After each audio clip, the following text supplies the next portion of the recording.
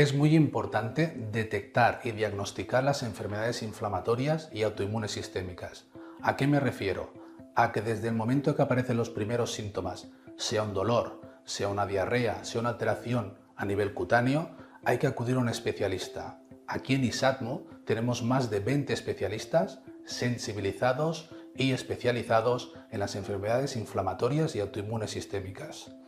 Pensad que estas enfermedades, como por ejemplo el lupus, la artritis, la psoriasis, la colitis ulcerosa o la enfermedad de Crohn, puede afectar a muchos órganos del sistema. Podemos tener problemas a nivel cardíaco, problemas a nivel pulmonar, problemas a nivel renal, y es muy importante diagnosticarlos cuanto antes mejor. Me refiero a que aquí tenemos las pruebas necesarias e imprescindibles para, cuanto antes diagnostiquemos, antes podemos empezar un tratamiento. Existe la llamada ventana terapéutica, donde tenemos un tiempo para ser más efectivos y eficaces con los tratamientos.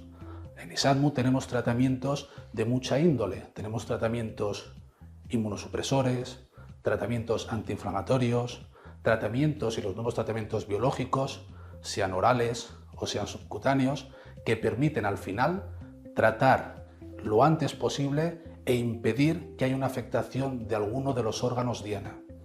A pesar de que no curamos estas enfermedades, sí que conseguimos bajar la inflamación y hacer que el paciente tenga una mejor calidad de vida y lleve un mejor control de su enfermedad.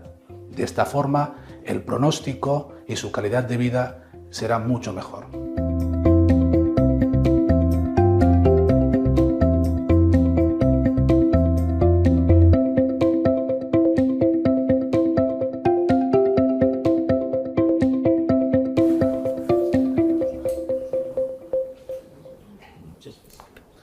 Bueno, compañeros, seguimos esta novena jornada. En esa tercera tertulia tenemos la suerte de que nos acompaña el doctor Hari Batal. Doctor Hari Batal es un experto neurólogo especializado en trastornos desmielinizantes, trastornos de las enfermedades autoinmunes y también un especialista en el dolor y el dolor crónico. Y para seguir con esta tertulia tendremos también a una experta en dolor crónico, a la señora Sara Muntadas, representando a Reumas, la asociación de pacientes encargados de atender a las enfermedades reumáticas. Háblanos un poquito, Sara, de Reumas. Reumas es una asociación de personas que tienen una o más enfermedades reumáticas, porque hay veces que hay comorbilidad. Entonces, lo que hacemos justamente es un poco complementar toda la labor que hacéis los médicos, digamos, pero dando un apoyo pues, más continuo, un seguimiento a nivel de información, para que cojan herramientas para su día a día, para que puedan pues, convivir mejor con su enfermedad reumática. Tenemos varios servicios, uno el de psicología, donde estoy yo, está también otra compañera, el de nutrición. También tenemos grupos de ayuda mutua, donde comparten pues, todo su día a día, se encuentran a personas con la misma patología que ellos o que ellas. Y también damos charlas, invitamos a médicos para dar información a estos pacientes y que los pacientes puedan hacer preguntas. Un poco lo que hacéis aquí, pero también lo hacemos en la asociación. Es fantástico. La verdad es que este apoyo que tenemos y que tienen los pacientes con enfermedades reumáticas realmente complementa nuestra labor y nuestra visión en ISATMO. Bueno, hoy los protagonistas sois vosotros, sois los pacientes, los familiares. Aprovechad, hacer las preguntas en el chat en directo, contestaremos las que podamos y las que no las dejaremos en el tintero y las iremos contestando a lo largo de la semana. Doctor Batal, como especialista en neurología, como referente dentro de ISATMO, ¿qué es esto del dolor? Bueno, el dolor es un sistema corporal que existe en todos los animales. Que está imbricado dentro de nuestra propia anatomía y que es una manera de interactuar con nuestro ambiente, con el exterior, para tener noticias de lo que está pasando ahí fuera. Realmente es una experiencia sensitiva o emocional desagradable, habitualmente producido por un daño tisular del tejido, ¿no? De cualquier tejido corporal. Pero tengo que matizar que este daño puede ser real o también puede ser imaginado, ¿no? Esa es la definición de la Asociación Internacional sobre el Estudio del Dolor. Entonces, el dolor en sí no es malo porque nos avisa de que hay un fenómeno que puede ser potencialmente peligroso para nosotros, que nos puede hacer daño o incluso matarnos. El problema es cuando ese dolor se mantiene o se hace crónico, ¿no? Es decir, que es debido a una enfermedad que no podemos atajar en su momento o que ya de por sí la enfermedad produce ese dolor crónico. Entonces, el dolor en sí no es malo, es una forma que la naturaleza tiene de avisarnos de que algo está pasando y que tenemos que evitarlo.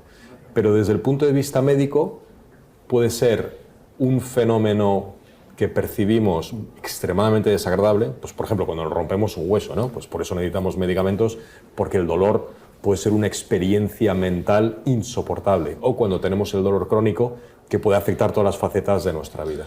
Lo has visto desde un punto de vista médico, ¿no? Sí. Y desde un punto de vista de un paciente, Sara, ¿cómo se contempla el dolor? Uf.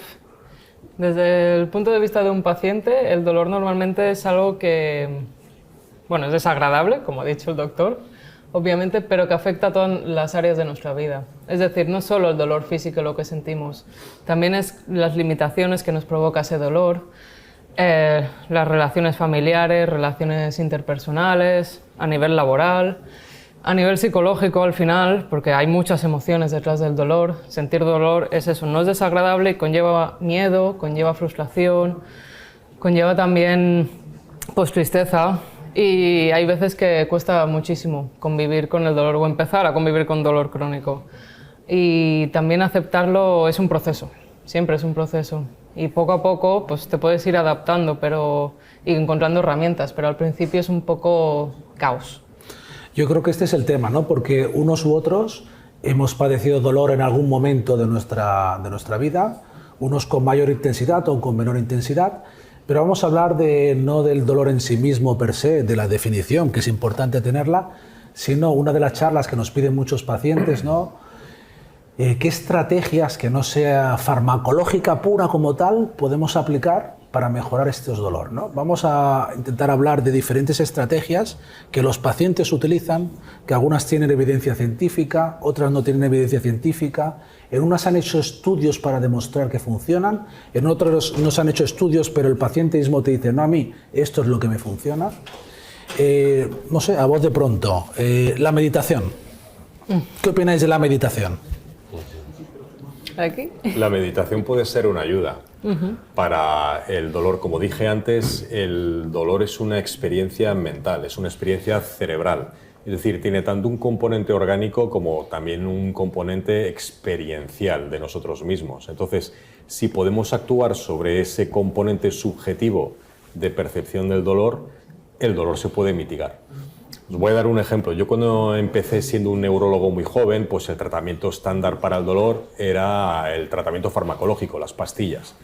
Pero en neurología tenemos pacientes muy complejos, con lesiones del sistema nervioso central muy complejos, que incluso con pastillas el dolor no mejoraba. Y le añadías pastillas y subías la dosis, y al final el paciente, además del dolor, sufría todos los efectos secundarios de las pastillas.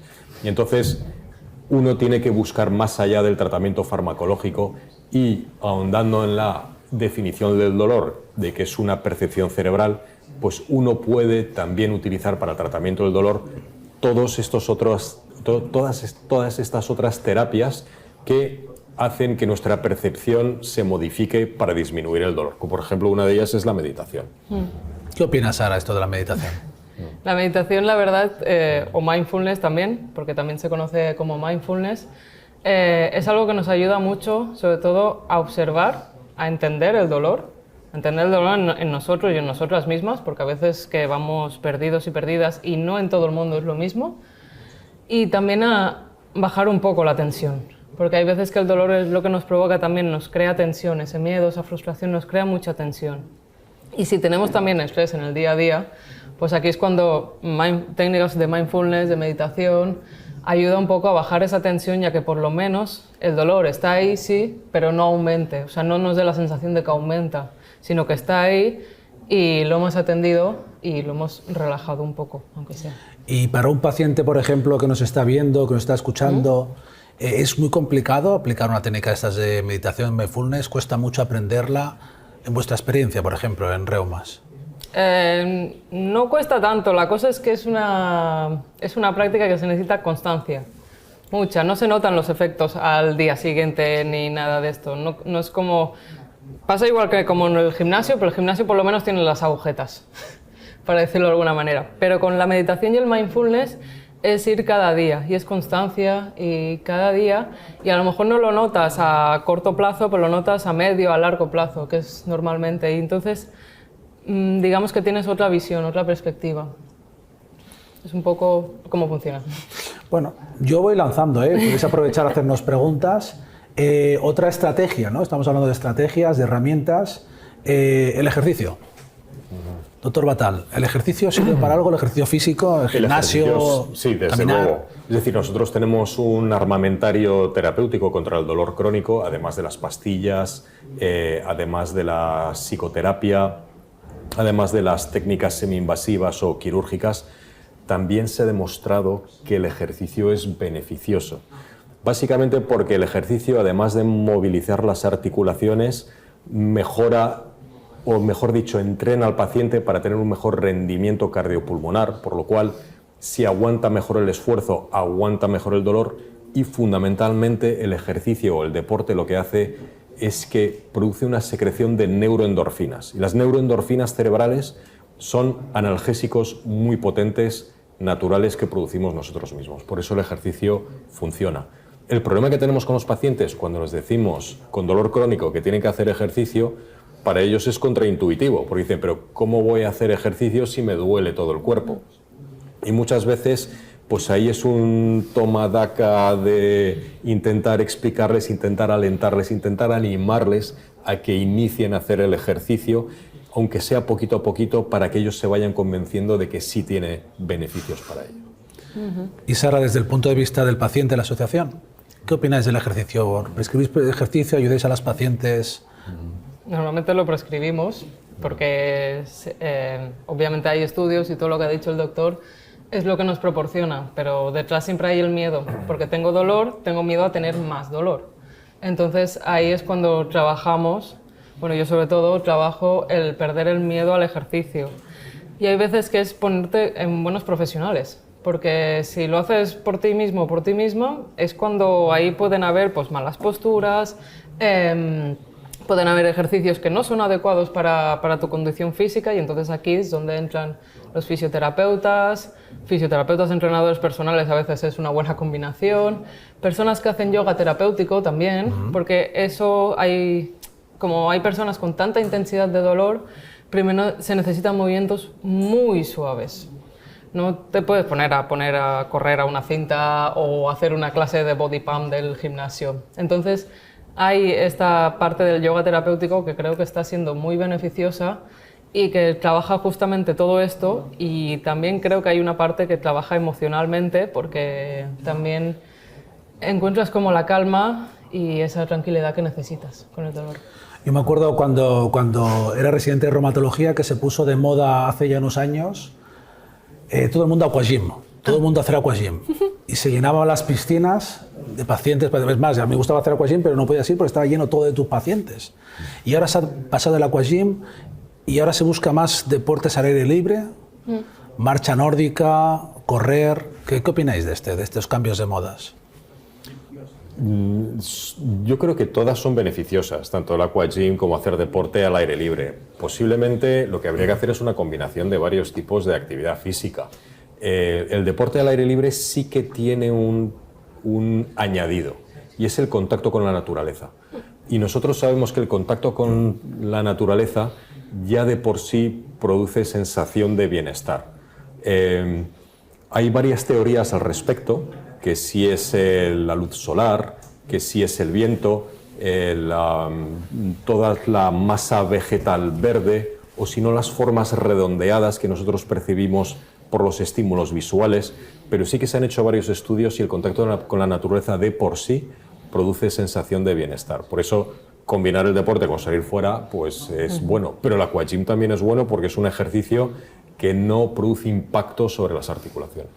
¿Hacéis, Sara, en la asociación algún tipo de salidas o caminatas o por la montaña? Pues justamente ahora hay un proyecto que se llama Reuma 3000, que se inició el mes pasado, que el objetivo de este proyecto es subir a una montaña de 3000 de altitud. Ese es el reto.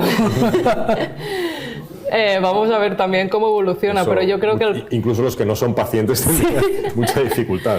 Sí, sí. O sea, nos acompañan reumatólogos, reumatólogas, enfermeros, enfermeras de reumatología. También un nutricionista, un entrenador personal también nos asesora un poco con ejercicios. Y entonces es un proyecto que ya se hizo en Valencia y subieron el aneto. Eso es lo que... Ahora no sé exactamente cuántas personas, pero yo creo que es algo que también nos tenemos que poner como pequeños retos. Bueno, este es gran reto, pero son personas que ya llevan o mucho tiempo con la enfermedad o ya tienen bastante el tema del ejercicio ya bastante dominado. Y entonces pues nos hemos un poco aventurado a esto y a ver cómo va. Me parece fantástico la experiencia, Chalio, de las asociaciones de pacientes y de la Sociedad Española de Reumatología y compañeros valencianos, una amiga mía mucho. ¿Ves? Recuerdo a Montse, fue una de las que coronó, ¿no?, el aneto, y ahora, bueno, a ver qué pasa aquí en Cataluña. Sí, bueno, la intención está ahí. Mira, vamos a aprovechar ronda de preguntas y mientras una pregunta, Manuel, ¿no?, desde el País Vasco, dice, ¿ejercicio de fuerza o ejercicio cardiovascular? Hay que hacer ambos. Hay que hacer ambos. Hay que hacer ambos, efectivamente. Hay que combinar ejercicio de fuerza con ejercicio cardiovascular.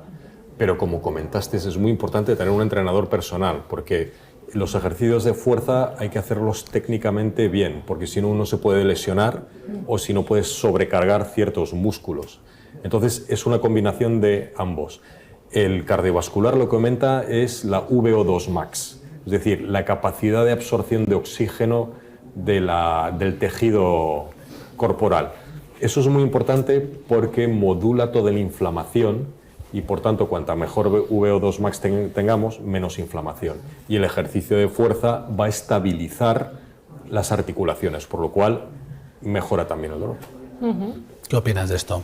¿Combinación de ambas, adaptadas? Combinación de ambas, tiene que ser, porque si solo haces ejercicios de fuerza o solo haces cardiovascular, te dejas una parte del cuerpo, para decirlo de alguna manera. Y yo creo que, por ejemplo, ejercicios como ir a la montaña, en este caso haces cardio y también haces fuerza.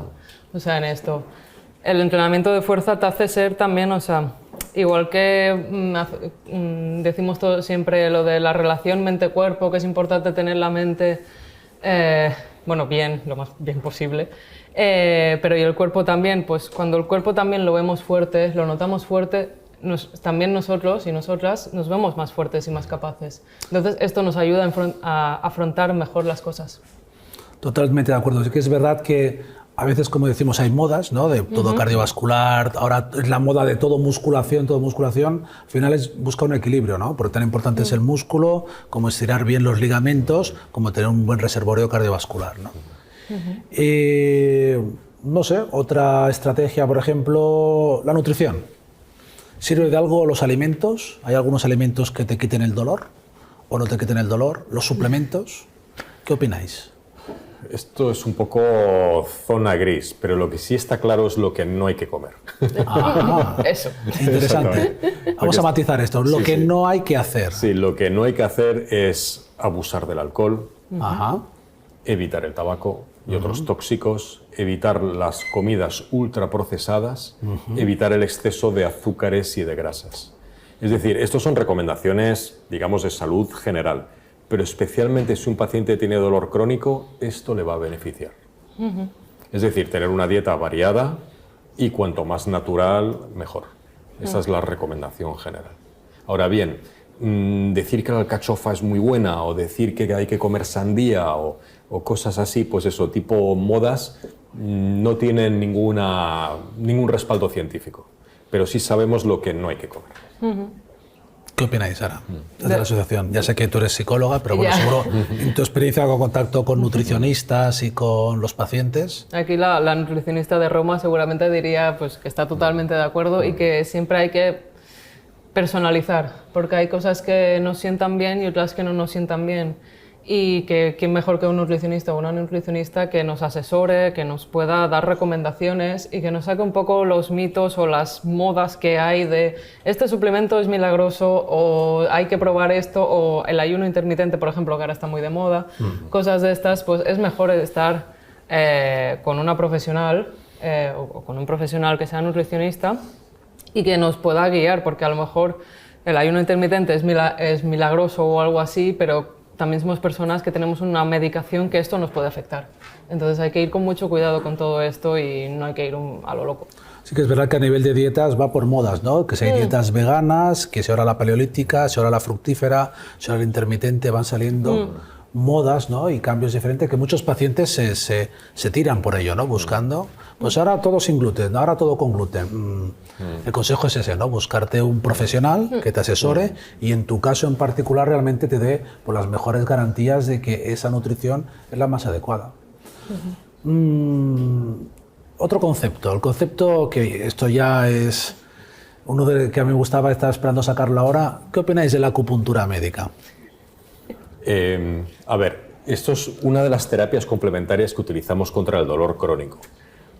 Hay en los últimos años, sobre todo por temas de ideología, ha habido mucha caza de brujas con ciertas técnicas complementarias. Ahora bien, lo que sí tenemos claro los médicos es que hay dos técnicas o dos terapias complementarias que sí que están sustentadas en la evidencia científica y que están plenamente aceptadas por el colectivo médico. Y esas son dos. Una es la acupuntura y la otra es la hipnosis clínica. Que son dos técnicas que nosotros tenemos evidencia científica que funcionan muy bien en el dolor crónico.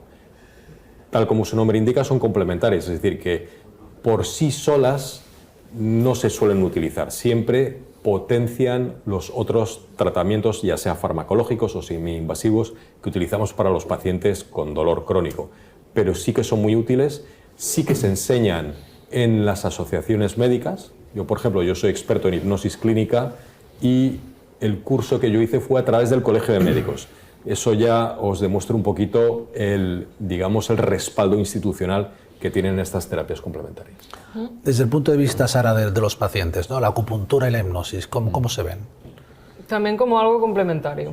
Y que hay pacientes que tienen, pues van a sesiones de acupuntura o van a sesiones también de psicólogos y psicólogas clínicas que las hacen hipnosis.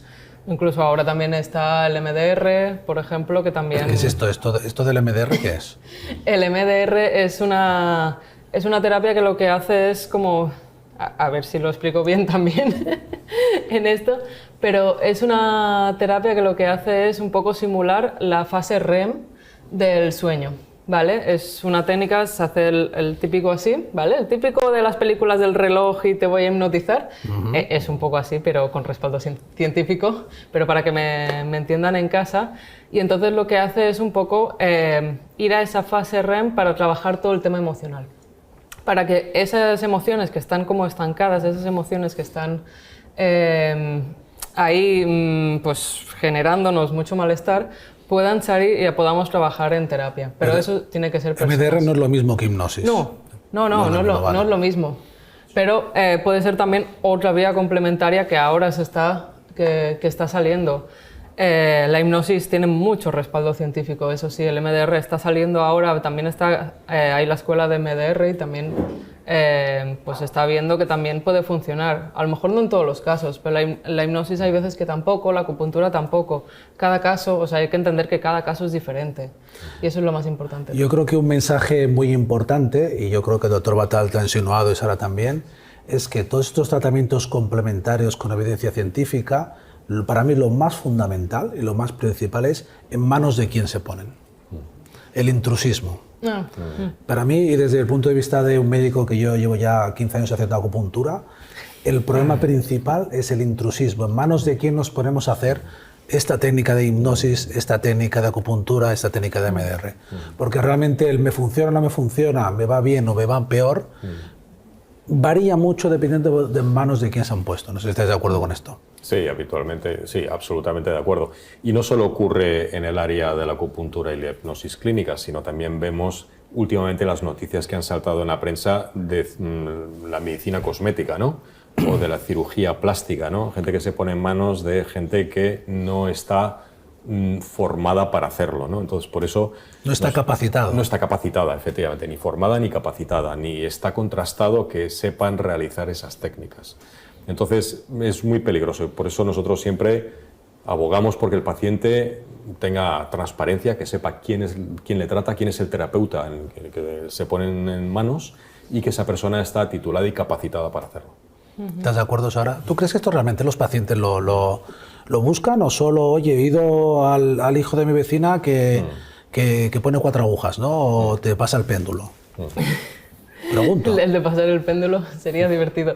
Pero hay pacientes en los cuales también se ven tan desesperados y tan desesperadas que prueban otras cosas y van un poco a probar y eso es así. Pero no lo negamos desde la asociación, decimos sí, probadlo, pero id con cuidado. También, respaldaros, informaros bien. Pero claro, la decisión es del paciente.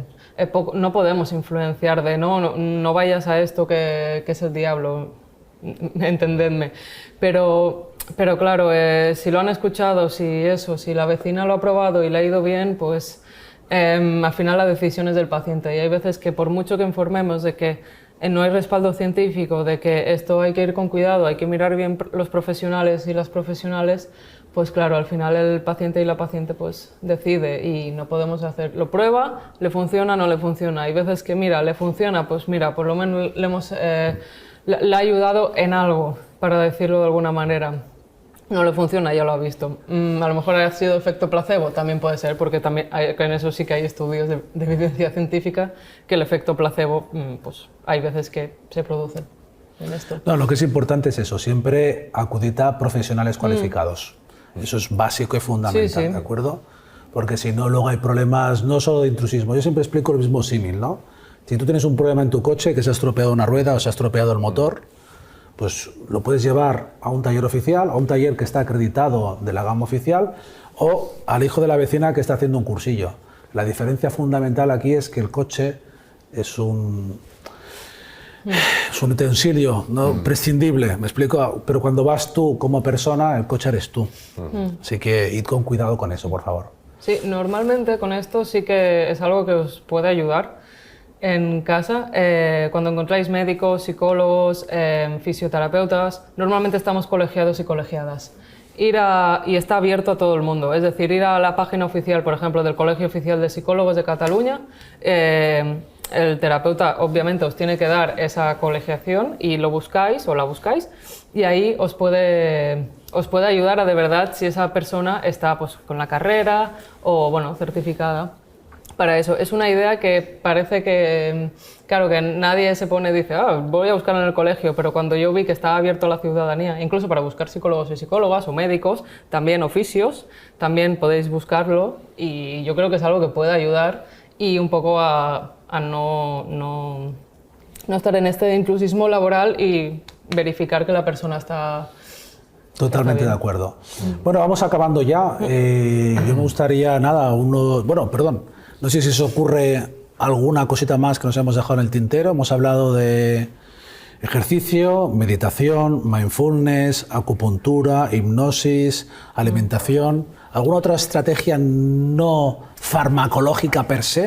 Es decir, no estamos hablando de pastillas aquí hoy. Sí, es decir, también yendo un poco en la línea del ejercicio, el deporte, pues la terapia física. Yo creo que aquí la labor de los fisioterapeutas y de los osteópatas es muy importante y también la terapia psicológica. La psicoterapia es muy importante para que el paciente pueda entender lo que es el dolor y poner, digamos, soluciones cognitivas o intelectuales para disminuir la percepción del dolor.